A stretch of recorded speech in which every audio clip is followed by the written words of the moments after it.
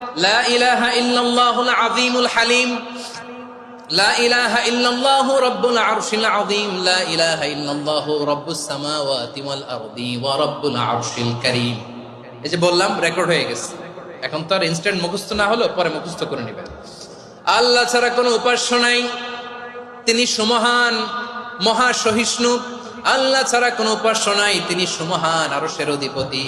আল্লাহ ছাড়া কোনো উপাস্য নাই, তিনি আকাশের মালিক, জমিনের মালিক, তিনি সুবিশাল আরশের অধিপতি। সুবহানাল্লাহ পড়েন।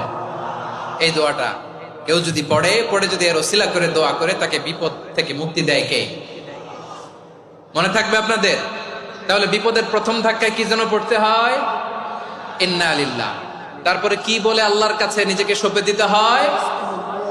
দেয়ালে পিঠ থেকে গেলে লা ইলাহা ইল্লা আনতা সুবহানাকা ইন্নী কুনতু মিনাজ জালিমিন। 2 নাম্বার হচ্ছে লা ইলাহা ইল্লাল্লাহ